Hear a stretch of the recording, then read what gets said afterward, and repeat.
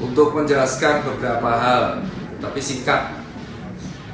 Jadi kenapa sih kok saya ini sampai getol atau agak keras ya dalam edukasi mengenai shortcut atau branding gimmick-gimmick untuk menipu gitu. Bukan menipu sih, kan menjual, ya menipu sih hitungannya, menjual mimpi palsu sehingga banyak anak muda itu akhirnya bermalas-malasan. Jadi pada dasarnya saya tuh seorang pengajar, Mas, Mbak. Ya, saya tuh seorang pengajar. Maka saya dapat penghargaan sebanyak ini di Jogja, di Jakarta, itu plakat dan sertifikat tuh banyak. Karena saya sejatinya seorang pengajar. Saya ini, bapak ibu saya adalah seorang bankir. Bapak saya adalah seorang ahli keuangan. Jadi bapak saya itu selalu mengajarkan kalau mau memutuskan sesuatu, selalu memilih manajemen resiko yang minimal. Saya agak keras ya karena jauh kameranya.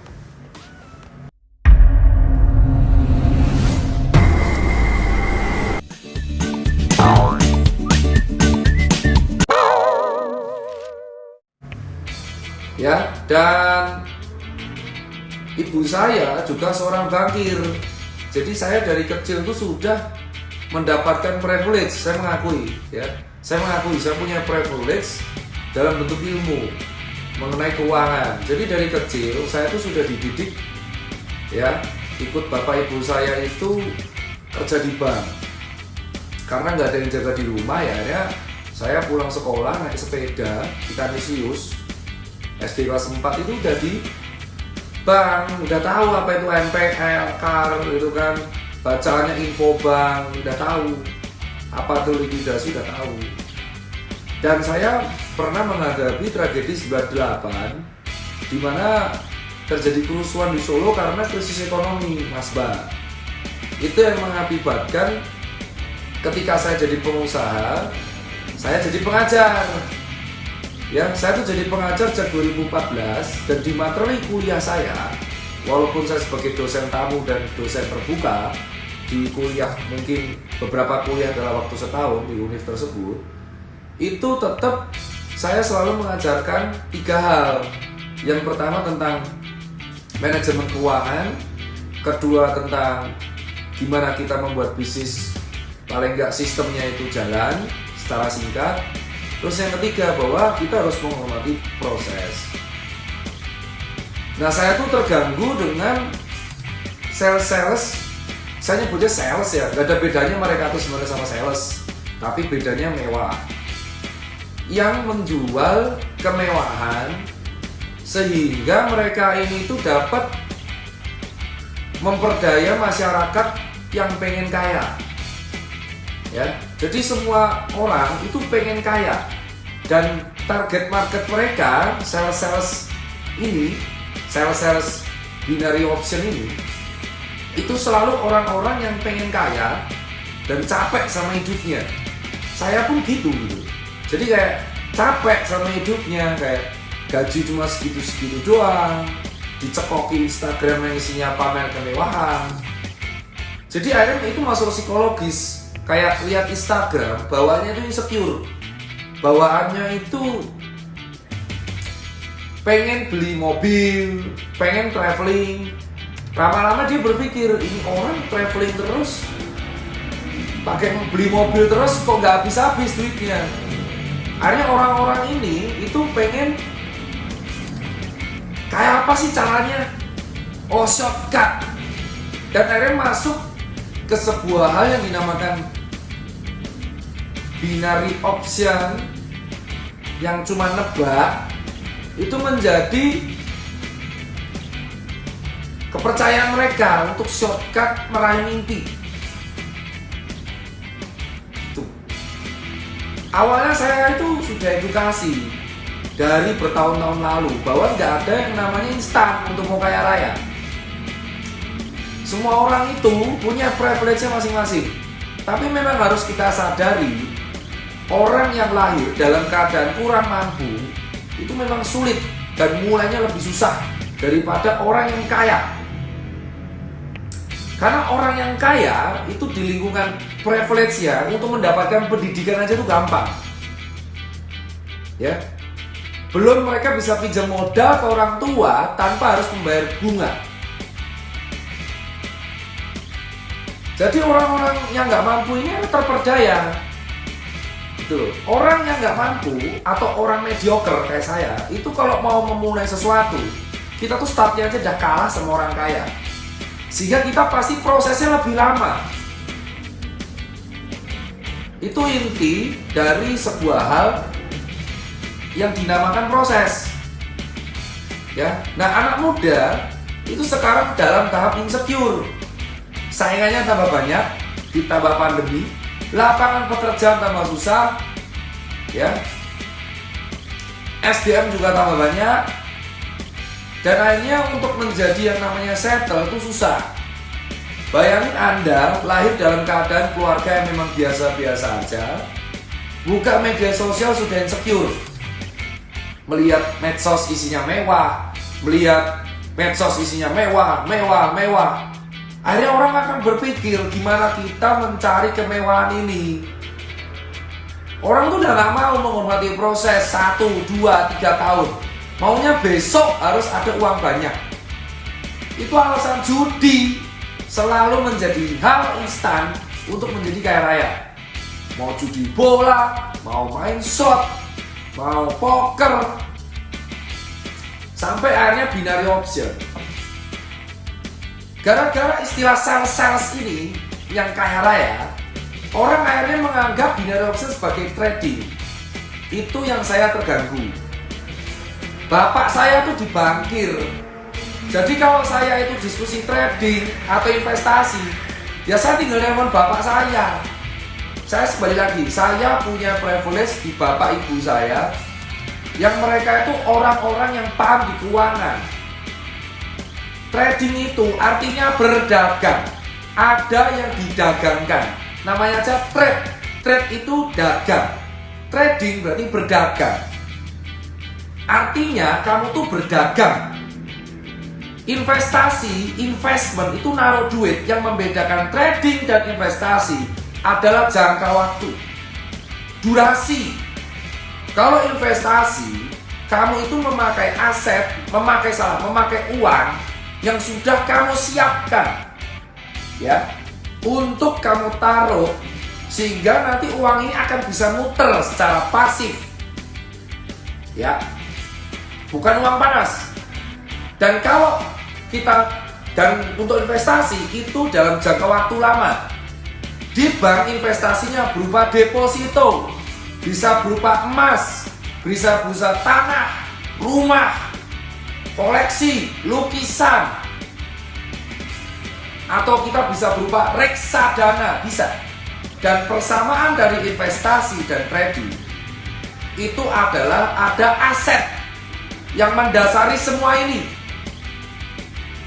Gitu bos, secara umum ya, asetnya apa gitu loh. Ada, jelas.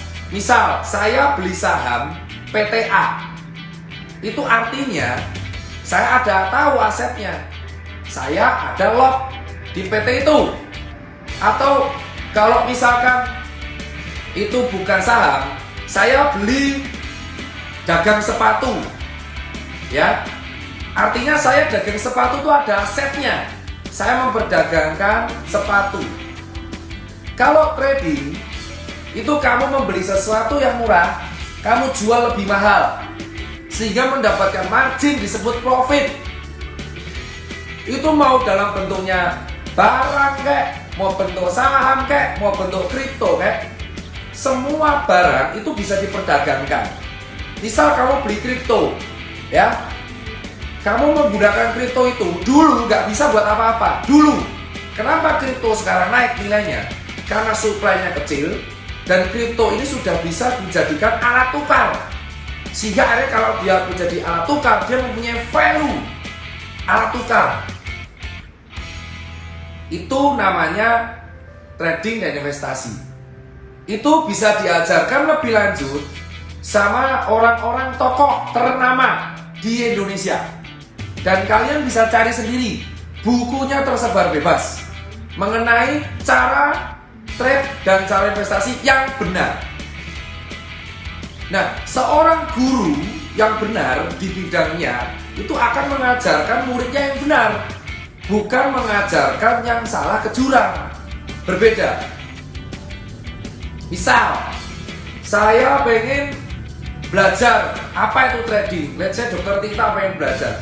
Saya akan memilih guru yang mengajarkan saya resiko yang paling minimal. Karena guru selalu mengajarkan yang baik, resiko yang minimal, sehingga muridnya tidak terjun ke jurang, sehingga muridnya bisa mengambil poin yang benar. Ya, itu poinnya. Guru yang benar akan mengajarkan yang benar. Nah, saya terganggu dengan statement salah satu influencer. Kemarin ketika Instagram dia hilang, pasti tahu ya, dia itu ditanya dan dia menjawab, saya edukasi mengenai trading, dan orang yang trading harus tahu resikonya dan siap loss. Nah, ini salahnya. Seorang guru selalu mengajarkan cara memilih aset yang benar dan cara memilih tindakan yang benar dengan resiko yang minimal. Itu dinamakan risk management atau manajemen resiko. Semua tindakan harus dipikirkan matematik resikonya. Let's say, saya mau buka toko sus and camp di mall A. Maka saya harus pikirkan sewa rukonya, listriknya, maintenance-nya, gaji pegawainya, reinvestment interiornya berapa. Sehingga resiko-resiko yang terjadi saya pikirkan kalau toko tersebut gak ada income, maka berapa kemungkinan rugi yang saya dapat. Itu namanya resiko. Nah, kalau ada guru mengajarkan bahwa ya ini tanggunganmu, resiko kamu tanggung sendiri, itu bukan guru yang baik.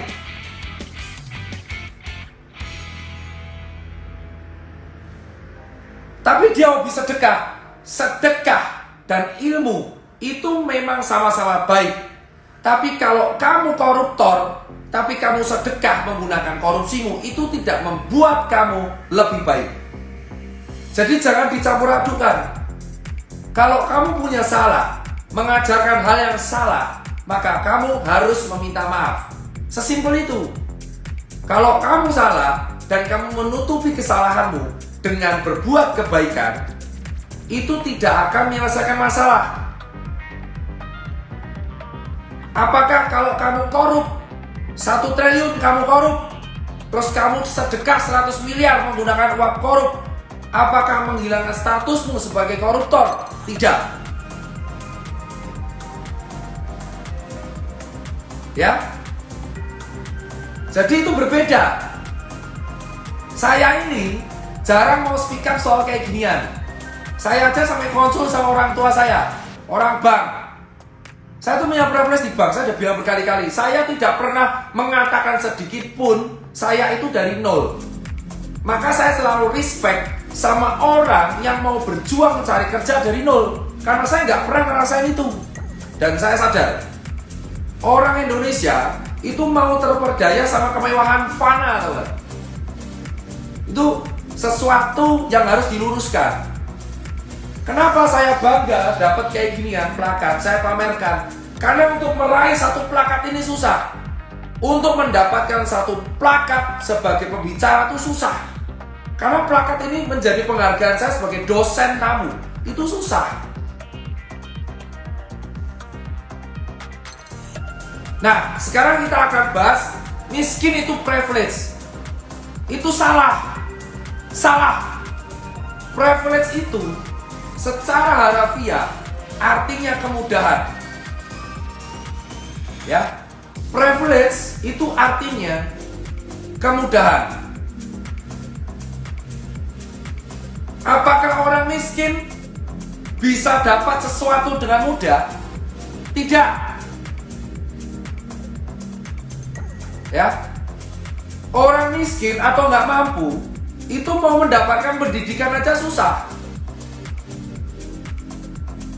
Anda yang mengatakan miskin itu privilege, berarti Anda tidak pernah merasakan susah. Semua orang itu pengen kerja, pengen usaha, terjebak binomo dan kawan-kawan itu karena capek miskin. Sekali lagi saya bilang, orang miskin, orang kurang mampu itu serba susah. Orang yang mengatakan miskin privilege itu gak pernah miskin. Saya kasih tahu kenapa miskin itu susah. Satu, untuk mendapatkan pendidikan yang proper, mereka udah kalah. Gimana kamu mengatakan miskin itu privilege? Itu salah kaprah dan kamu jual dalam bentuk buku. Itu yang mengakibatkan saya tuh sampai, wah, ini orang, saya kenal dia tapi kayak nih, keterlaluan. DM doang gak cukup, karena dia sudah mempublikasikan ini dalam bentuk buku. Gitu. Ya, saya tuh seorang guru, jadi saya mikir, saya jual buku, judulnya miskin itu privilege.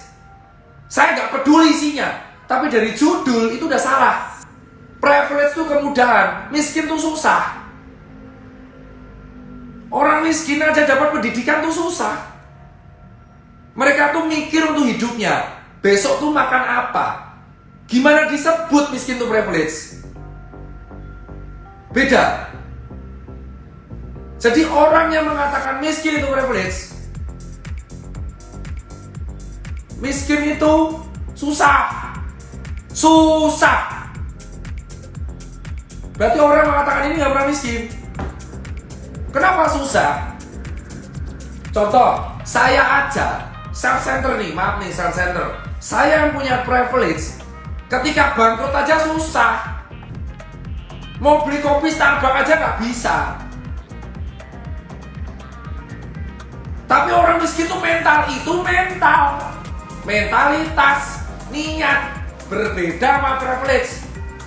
Niat, desire itu beda sama privilege. Lah kamu katanya guru trading, masa kamu gak bisa bedakan privilege sama niat? Dan kamu menjual buku yang itu bisa rentan membuat misinterpretasi di seluruh Indonesia mengenai topik yang kamu jual.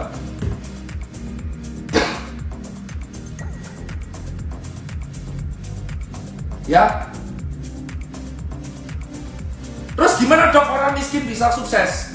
Saya kasih tahu nih. Orang miskin dan orang kaya itu sudah berbeda dalam segala hal. Finansial. Karena mereka nggak ada duit nih, mereka akses pendidikan aja nggak bisa, akses kesehatan aja susah. Disitulah peran penting pemerintah. Pemerintah sebagai regulator dan pemegang kebijakan itu menutupi jurang ini. Itulah kenapa orang kaya pajaknya progresif. Kalau kamu cek ke KPP Pratama, itu pajaknya progresif. Pajak progresif digunakan untuk membiayai orang yang nggak mampu dalam bentuk BPJS, beasiswa pendidikan, LPDP, UMKM, kredit usaha rakyat. Saya tanya ke kamu yang jadi guru yang mengatakan binari itu benar. Apakah kamu tahu KUR itu bunganya berapa? Apa kamu tahu keuangan yang sehat itu gimana? Ya? Untuk menutupi jurang miskin dan kaya, saking susahnya ini, pemerintah aja turun tangan. Kalau miskin itu benar privilege, ngapain pemerintah turun tangan? Orang yang buat judul ini plek-jiplek gak tahu berarti. Teori simpel kehidupan aja gak ngerti. Dan ini gak hanya di Indonesia. Di Inggris, pajaknya aja gede. Tahu? Cristiano Ronaldo dan Messi di Spanyol itu pajak penghasilannya 50%. Ya, tapi kesehatannya tuh murah. Kamu berobat di Eropa itu murah karena sudah ditutupi oleh pajak-pajak dari orang yang kaya. Kenapa di Eropa jarang yang pakai mobil? Karena pajak mobilnya itu mahal, sehingga dipaksa memakai transportasi umum. Jadi jurang antara kaya dan miskin itu ditutupi oleh pemerintah sana. Kalau memang miskin itu privilege, kenapa harus dibantu pemerintah? Karena susah. Jadi susah tuh nggak enak. Tapi orang susah mental, itu mental. Beda. Kalau Anda bilang orang nggak mampu memiliki mental yang lebih kuat, saya setuju. Mental yang memang lebih kuat. Karena dia sudah terbiasa struggle setiap hari. Itu bukan privilege, itu mental. Mental. Niat, keinginan untuk hidup. Itu namanya survival. Itu beda, saudara. Anda itu kalau masih muda, belajarlah sampai ke Roma, belajarlah sampai ke Cina sebelum Anda tuh ngomong. Dengan bangga Anda mengatakan, cara kaya raya muda, ilmu yang Anda mau katakan tuh ngomong kosong semuanya. Dan banyak yang percaya. Itu alasan saya ngomong. Karena kasihan anak muda yang susah-susah bekerja siang dan malam, akhirnya terganggu insecure gara-gara Anda. Anda tuh nggak tahu rasanya susah tuh kayak apa. Jadi jangan sok-sokan menjadi orang susah. Kalau Anda belum pernah miskin, jangan sok-sokan jadi orang miskin. Susah. Paham? Itu kenapa saya ngomong. Kenapa pandemi nggak selesai? Karena kesehatan kita nggak rata vaskesnya. Sehingga orang-orang tidak mendapatkan akses kesehatan yang sama. Kalau kaya raya enak, dapat booster luar negeri. Itu alasan negara maju gampang ngadepi COVID. Itu. Dan gara-gara edukasi yang salah, istilah trading itu jadi bias. Apa-apa dibilang trading ya. Padahal orang ini aja nggak tahu definisi trading itu apa.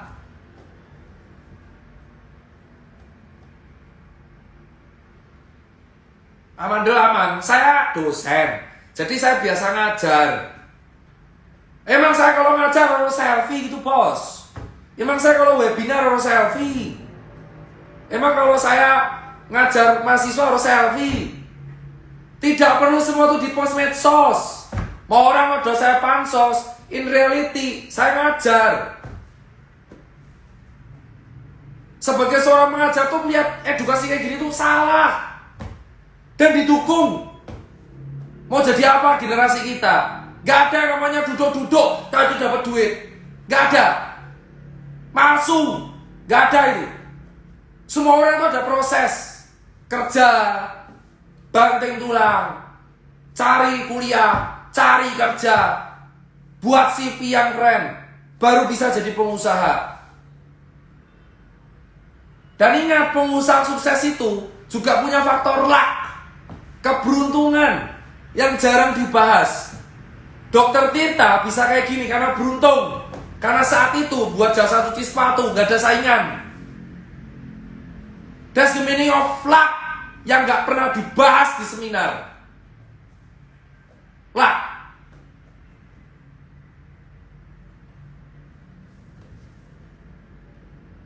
Permintaan saya tuh cuma satu. Orang-orang yang jadi sales binary option ini dengan bergimik hidup mewahmu itu, edukasi yang benar.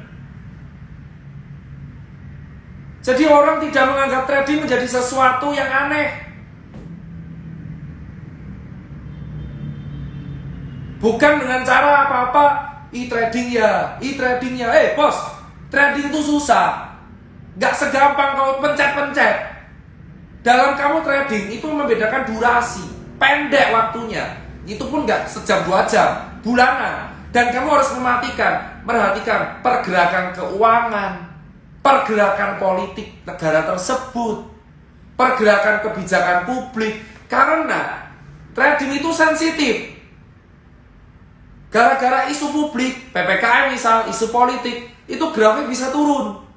Dan akan mengurangi atau value dari aset tersebut.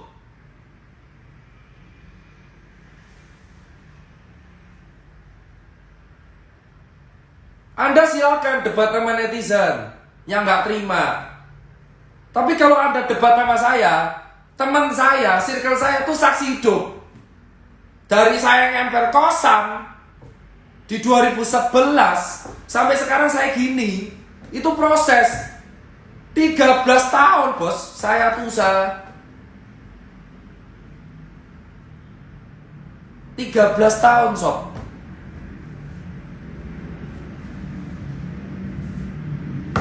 "13 years old." Salah, 13 years. 13 years old usia orang dong. Ya. Jadi ajarkan yang benar. Jadilah guru yang baik. Mengajarkan resiko yang benar. Mengajarkan keuangan yang benar. Sekarang apa nggak kasihan anak-anak yang lahir di Gen Z, kelahiran 2000. Kalau kelahiran 2000 sekarang umur 20 tahun. Bangun-bangun disuguhi barang mewah. Bangun-bangun disuguhi moge. Rumah mewah. Hambur-hamburan uang. Padahal mereka baru kuliah. Apa nggak insecure? Setelah itu dicekoki. Mau kaya dalam waktu cepat? Joinlah dengan saya. Apa bedanya dengan Kinet? Orang umum.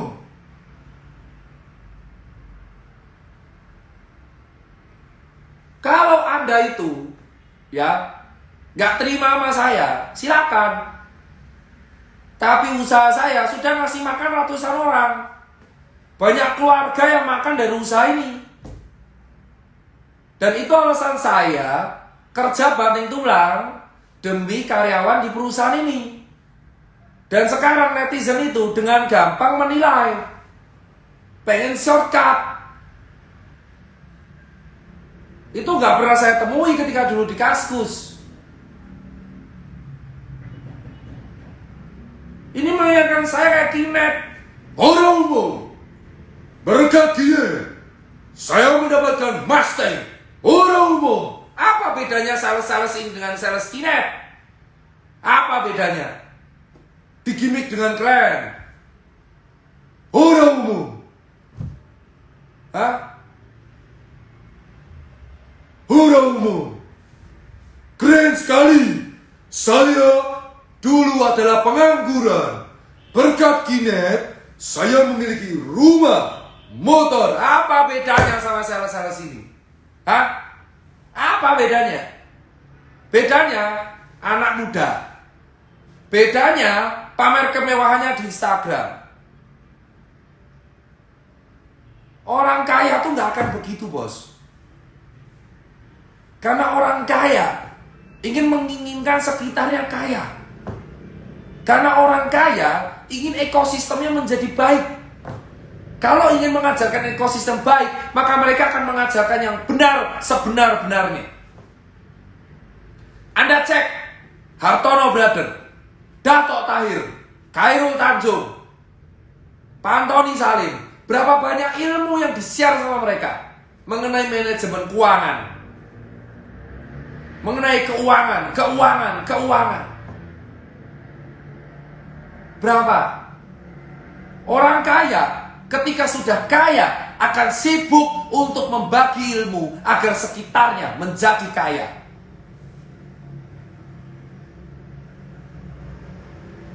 Dan ini bukan masalah goreng-menggoreng buat anak muda yang nonton. Saya tuh udah gak butuh popularitas. Hidup saya itu sudah 31 tahun. Saya sibuk ngajar, sibuk buat materi kesehatan, sibuk ngurusi karyawan, sibuk ngurusi keluarga, sibuk olahraga. Apa yang dibutuhkan dari popularitas? Media sosial bagi saya adalah cara untuk ekspresi, cara untuk berbagi. Jadi bukan goreng. Ini adalah keresahan saya sebagai seseorang anak dari karyawan bank yang diajari mengenai keuangan yang benar.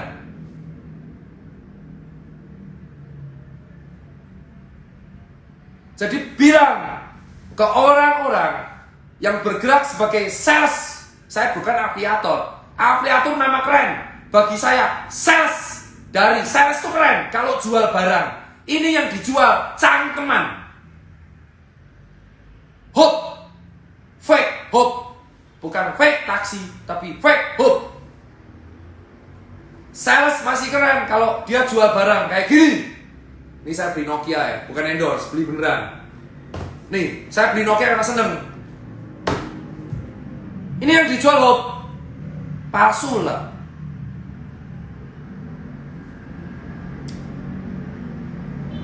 Kesel.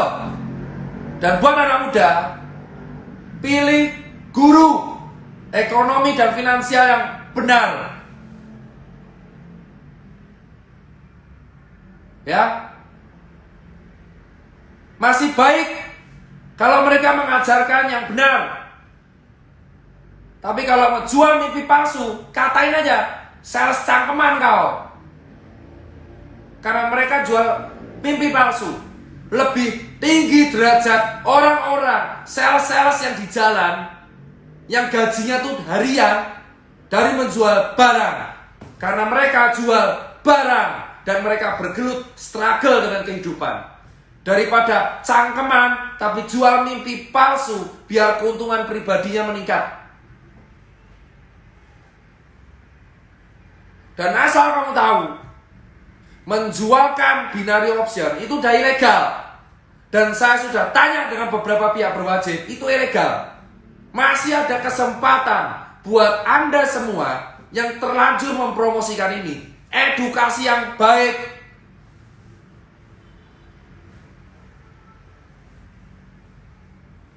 Saya 13 tahun baru bisa punya kantor segede ini.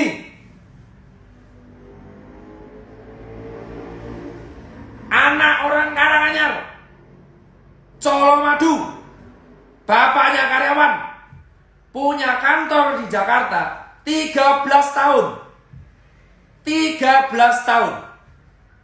Berjuang dari Karanganyar sampai ke Jakarta. Itu 13 tahun, astaga.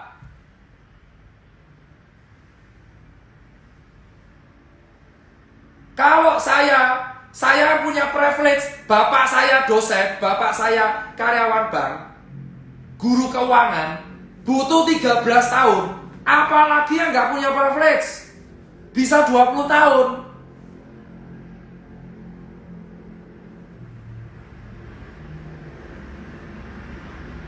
Ya, saksi hidup kenapa saya share kantor, karena saya bangga punya kantor ini, dibangun keringat saya dan teman-teman 13 tahun.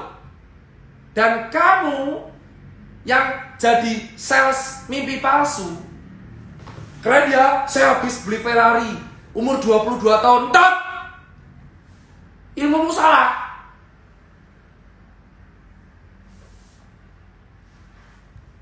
Kamu itu kalau ketemu bapak saya, guru keuangan, diserempet kamu tuh.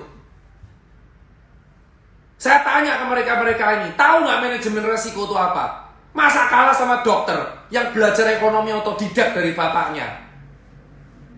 Katanya sarjana trading. Tahu dong manajemen resiko apa? Tahu dong manajemen aset itu apa? Tahu dong neraca keuangan itu apa? Gak cuman profit, bos. Di dalam bisnis itu ada profit, ada loss. Tapi ketika loss itu kita kehilangan aset. Bukan cuma nebak terus kalah. Dan guru yang baik mengajarkan yang benar kepada muridnya, bukan yang salah.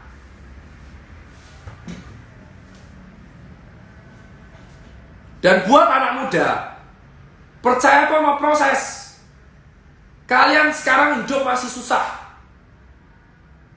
Bukan privilege, mental bos. Ini perkara mental. Ya, perkara mental. Itu alasan Cipeng kantor saya itu ada di Google Map. Orang yang kemarin tantangan push up itu ke kantor saya tadi. Datang beneran ngambil hadiah, ngobrol sama tim. Kantor ini tuh menjadi bukti. Kamu tuh mau lihat gak apa-apa gimana perjuangan struggle-nya orang-orang di sini. Jadi yang bener, miskin tuh susah. Yang membedakan adalah mental, mentalitas, keinginan untuk survive. Beda. Orang yang keinginan survive-nya tinggi, maka dia akan menemukan jalannya. Itu adalah kayak jalan power of kepepet. Dulu ada bukunya. Kenapa ke orang-orang kepepet nemuin kekuatan? Ya karena mereka survive-nya di situ. Survival itu namanya. Kayak kamu di gunung. Pernah, kenapa saya suka orang yang ke gunung? Orang pendaki gunung itu sendiri. Survivalnya tinggi. Mereka nggak ada kawan, bertiga doang, hidup di alam, nggak ada medsos.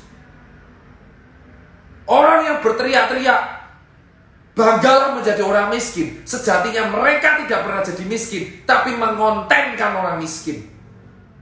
Miskin itu tidak untuk dikontenkan. Ingat, miskin itu bukan untuk perkontenan.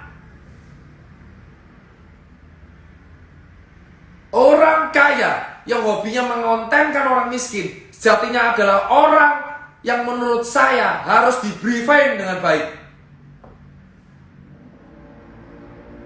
Itu adalah cara untuk memperbaiki. Ada dua langkah menjadi kaya. Eat rich or eat the poor. Orang-orang yang eat rich itu karyawan. Dia dapat gaji dulu dari sang kaya, lalu membuat usaha sendiri, tapi bertahap. Eat the poor itu adalah cara-cara orang kaya menipu orang miskin, mengadali orang miskin, mengontenkan orang miskin demi kekayaan pribadinya. Miskin itu bukan untuk dikontenkan, bukan untuk dimanfaatkan. Mereka itu harus diperbaiki ekosistemnya. Saya nggak peduli mau ada orang Forbes 30 in fact di reality ngapain? Apa yang sudah dibuat? Buat ekosistem, buat community, itu apa? Jangan cuma kita bisa keluar-keluar di medsos sebagai personal branding, tapi in reality fact, nothing.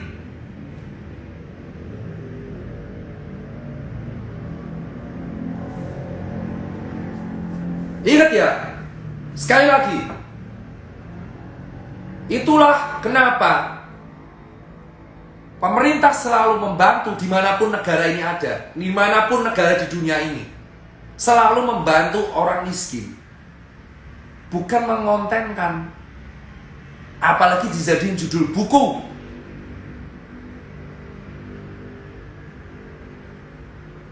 Dan buat mereka-mereka semua, nggak terima sama saya nggak apa-apa, nggak apa-apa. Dan kantor saya terbuka, ngadep silakan. Tapi pandangan saya sama, ilmumu salah. Kamu harus klarifikasi ke orang, bukan klarifikasi, lebih ke meluruskan. Klarifikasi doang percuma, saya tidak terlibat, enggak. Meluruskan ilmu yang benar. Mengenai trading itu apa? Mengenai proses itu apa? Gitu, Bos.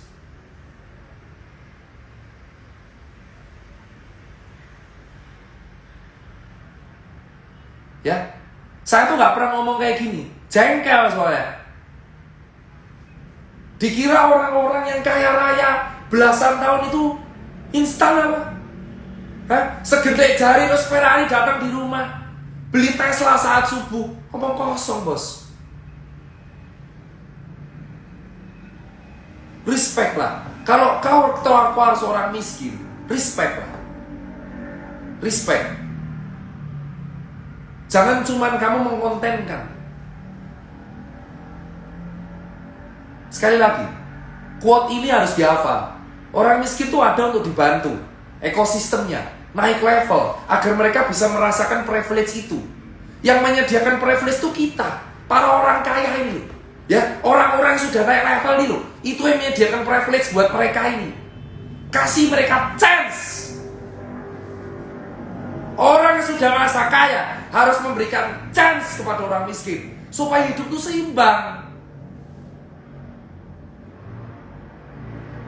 Itulah definisi namanya tenggang rasa, empati.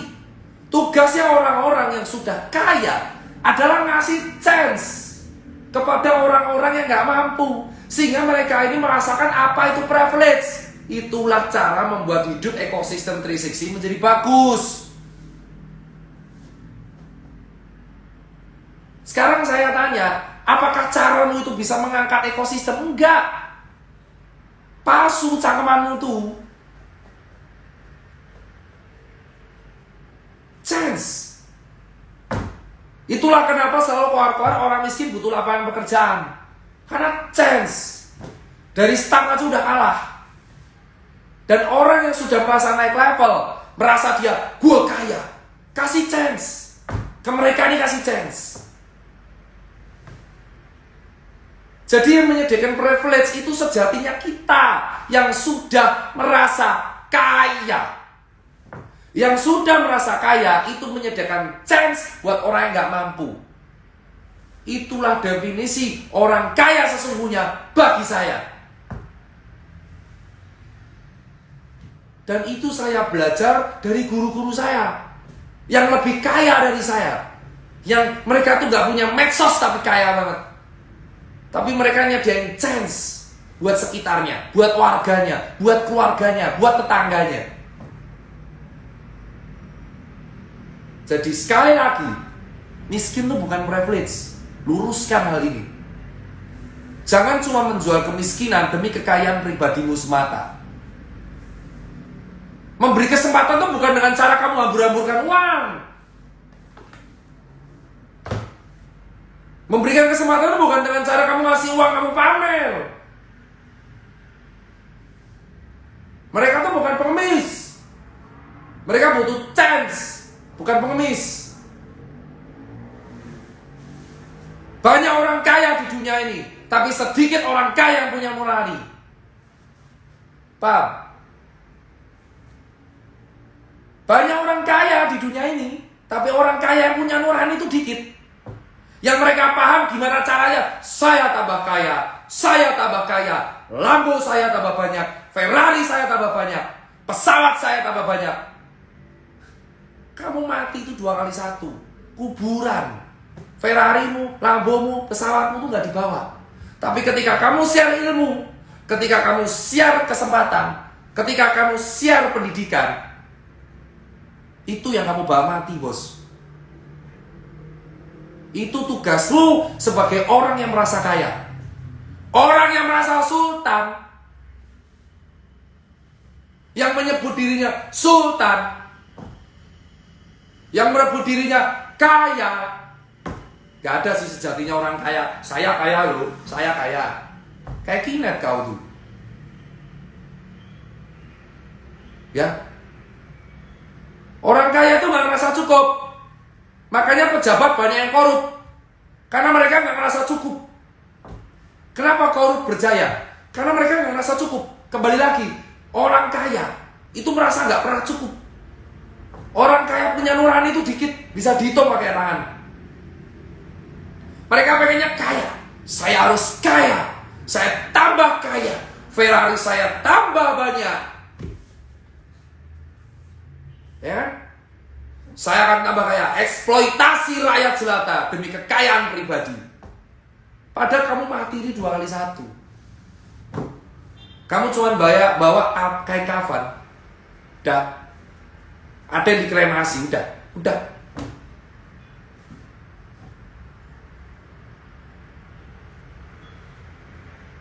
Jadi apa yang saya raih ini semua ini semua sementara. Maka saya berhutang budi sama community, maka saya share ini. Saya tuh berhutang budi loh sama dunia ini, bos. Kenapa? Karena dunia ini terlalu baik sama saya.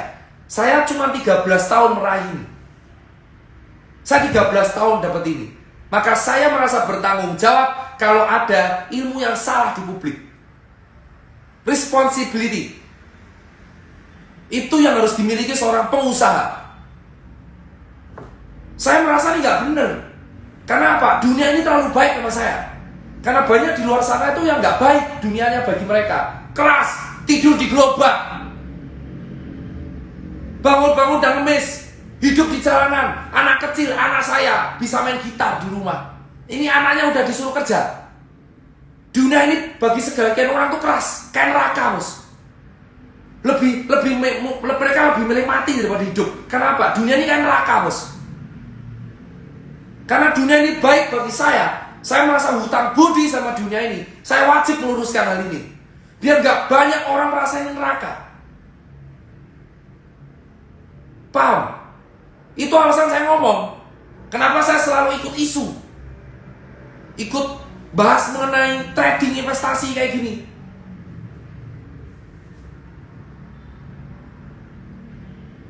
Ya. Karena bagi segelintir orang, dunia ini lebih mirip neraka, bos. Dan kamu dengan kor-kor gampang miskin privilege. Padahal bagi mereka, dunia itu neraka. Bangun aja udah gak mau. Menghadapi cicilan, utang, penghasilannya gak tentu. Dikejar-kejar yang punya kontrakan. Pernah kamu mikir itu? Yang kamu pikirkan gimana cuman cuanmu tambah. Ekosistem, bro. Ya. Kau tuh bisa kaya karena dunia tuh baik buatmu. Karena dunia ini terlalu ramah buatmu. Bukan karena kamunya yang jago, tapi karena takdir ini ramah buatmu. Dan kamu utang budi coy sama dunia ini. Maka kamu harus give it back to community. Entah itu dengan duit, entah itu dengan amal, entah itu dengan ilmu. Tapi kamu harus bertanggung jawab. Sebelum kamu mati, kamu harus give it back. Bukan kasih janji palsu. Kalau kamu orang kaya tanpa nurani, kamu akan jadi koruptor. Pengennya kaya terus. Ada 3 hal di dunia ini yang membutakan kita. Harta, kekuasaan, dan jabatan. Orang tuh diuji bukan ketika hanya miskin. Orang diuji itu ketika mereka kaya. Ketika mereka miskin, hidup tuh kayak neraka. Tapi ketika kaya, gimana mereka membalas dunia yang ramah akhirnya pada mereka. Kaya tuh ujian. Salah satu level gimana kamu mengolah titipan Tuhan dari duniawi untuk diolah. Paham gak sih sistemnya? Itu ajaran bapak saya.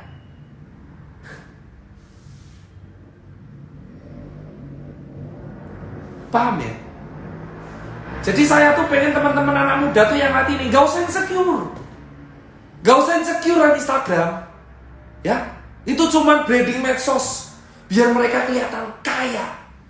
Seeking for attention, seeking for appreciation, mendapat pengakuan dari masyarakat bahwa dia kaya. Santai, relax. Jika kamu punya motor Beat, nikmati. Jika kamu naik sepeda buat harian ngontel, nikmati. Nikmati, coy.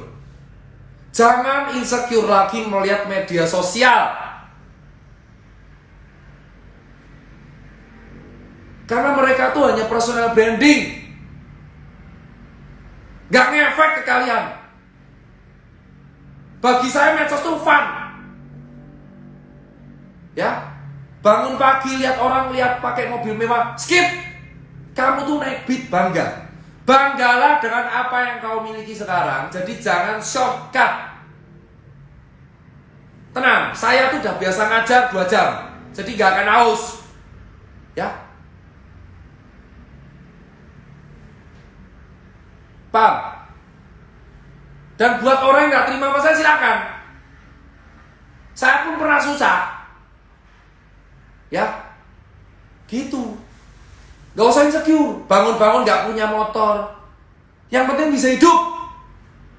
Level tuh hidup tuh akan naik. Kelak hidup ini akan ramah buatmu.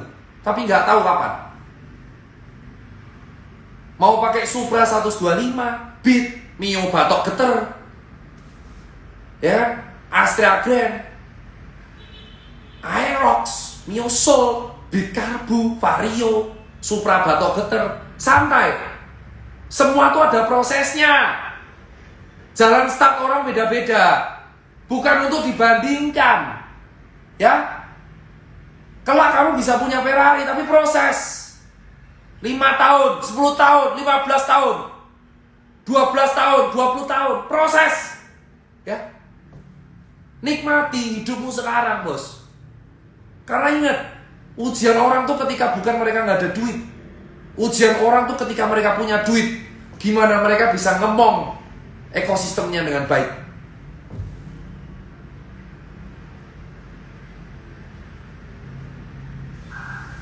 Paham?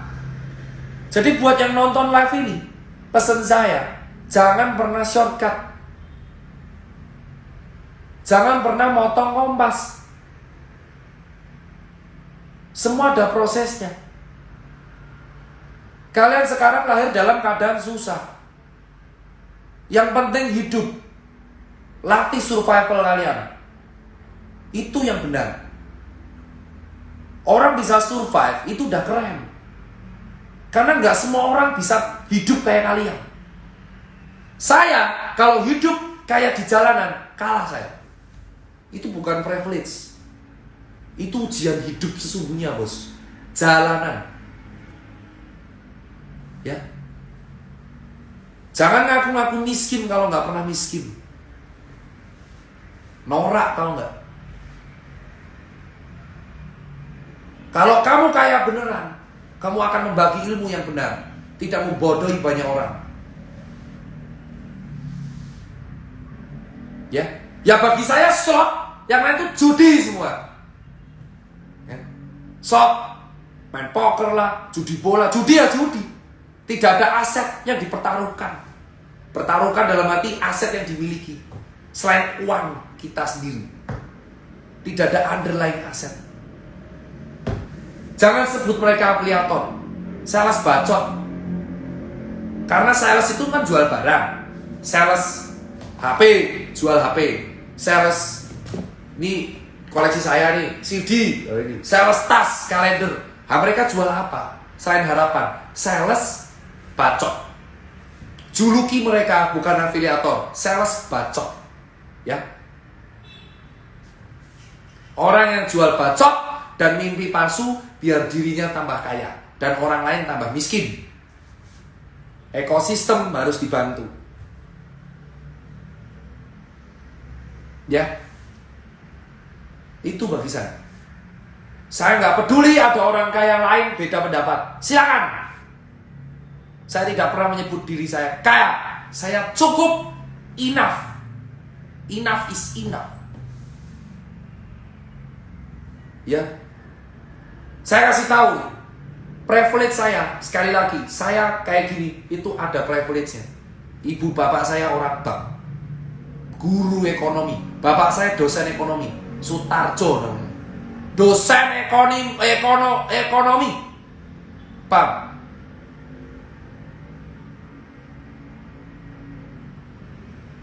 Paham ya? Jadi saya akan mengajari yang benar itu kayak apa. Itu ajaran bapak saya. Ketika kamu sudah di atas, kamu harus memberikan ilmu yang benar kepada yang di bawah. Sehingga yang di bawah kelak di atas.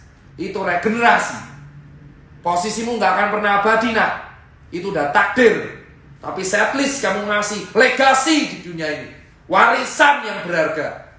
Ilmu, biar orang tuh tambah kaya. Gak hanya kamu doang yang kaya, tapi sekitarmu yang kaya. Sekitarmu yang sukses. Itu yang benar. Itu alasan saya jadi guru, bos. Nih.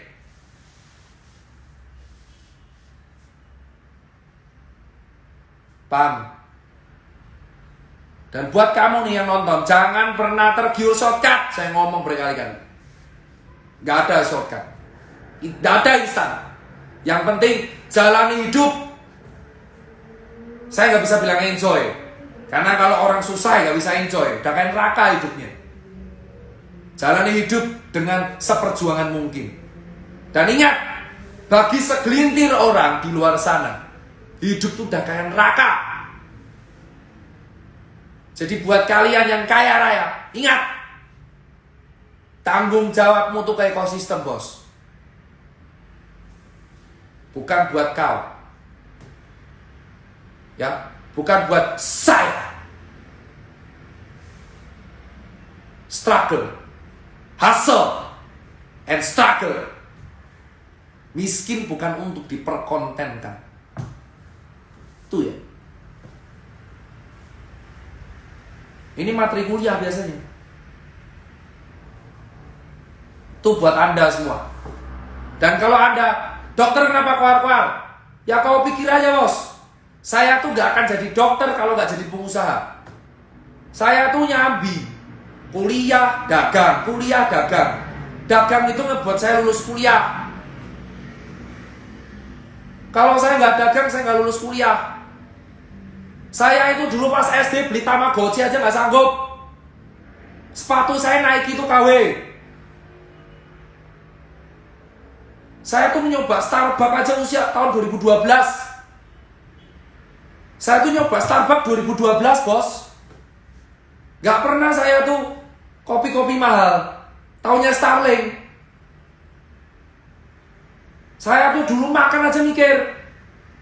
Sampai sekarang ada kayak gini. Makanya itu tanggung jawab saya buat kalian tuh. Hope tuh ada. Tapi proses. Gak 1-2 tahun. Belasan tahun. Sabar. Sabar, bos. Life is about sabar. Patience. Ya.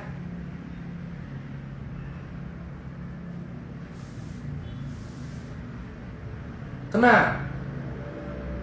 Tenang, bos. Saya tuh 2012 umur 21 tahun. Saya tuh belum pernah ke Starbucks. Saya tuh mobil pertama saya aja itu dikasih orang tua tak jual buat modal. Makanya privilege saya tuh ada. Jadi saya tuh gak pernah ngomong-ngomong dari zero. Pengusaha tuh luck. Ya, semua pengusaha tuh luck. Ayo ngaku. Semua pengusaha nonton video saya itu luck. Beruntung. Hidup kita bisa kaya, hidup kita bisa pengusaha, itu karena luck. Hidup kita sebagai pengusaha bisa dikatakan sukses, itu karena beruntung. Beruntung karena dunia ini baik kepada kita. Luck. Susah kan bisa berjaya karena memang jasa pertama. Luck. Kalau nggak luck nggak akan bisa kayak gini. Harus diakui. Jadi jangan keluar-keluar dari zero. Beruntungmu juga dibahas. Privilege-mu dibahas. Saya bahas privilege saya, bapak ibu saya. Bangga saya bilang. Bapak ibu saya dulu desa. Bapak saya petani, Boyolali, Sambi. Ngerasain kemiskinan itu apa. Pivot dia nekat kuliah. Sepeda nontel dari Sambi. SMA-nya Semea 1. Bapak saya buka jalan buat saya. Saya buka jalan buat masyarakat yang mau tahu. Itu ajaran bapak saya, bos. Itu ya. Kalau kalian pengen kaya dari judi, urusan kalian. Karena udah tahu resikonya. Uang yang didapat dengan gampang, maka akan keluar dengan gampang. Karena nggak ada rasa struggle dan hustle untuk memiliki itu. Tapi kalau kamu menjual judi dengan istilah trading, itu salah. Saya nggak percaya instan. I believe in process. Rugi laba itu resiko kehidupan. Dan ingat, pengusaha itu butuh privilege dan luck untuk sukses. Saya ngomong dengan tegas, pengusaha butuh privilege dan luck untuk sukses. Luck. Kalau nggak privilege, luck. Beruntung. Beruntung karena nasib baik kepada dia. Ada di luar sana yang puluhan kali usaha bangkrut karena nggak beruntung. Saya luck. Tirta tuh bisa sukses karena privilege dan luck.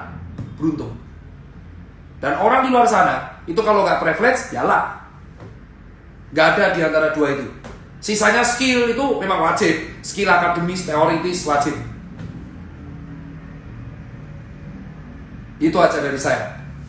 Ingat ya, jangan percaya sama sales bacot. Sales itu jual produk, bukan jual bacot.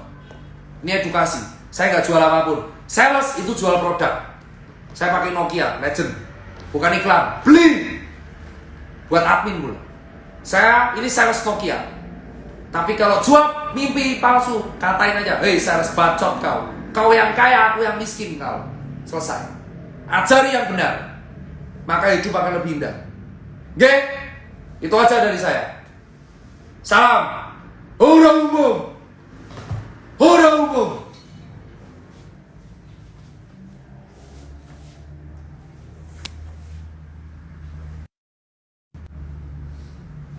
Ini kita lihat ada 5 setidaknya laporan yang gue catat di sini. 1, dugaan penipuan binary option. Influencer pamer kekayaan, beli mobil mewah, beli motor mewah, menjadi filantropis dadakan, bagi-bagi duit, bagi-bagi apapun. Kesannya udah kayak duit itu bisa dicetak sendiri. Iya, betul. Akhirnya pingin jadi kayak begitu. Citra milenial muda diundang sama pemerintah, diundang sama gubernur, ya kan? Iya. Ujung-ujungnya semua ikut. Semua ikutan.